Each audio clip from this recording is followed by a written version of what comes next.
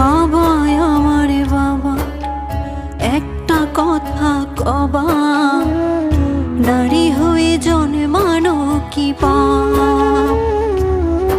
বাবা কেন দিছিলা বিয়া তোমার শেষ সম্বল দিয়া, যৌতুক এখন হলো অভিশাপ। একদিন ঠিকই শুনবা বাবা তোমার মেয়ে নাই, যৌতুক নামের মরণে ব্যাধি হবে সেদিন দায়। একদিন ঠিকই শুনবা বাবা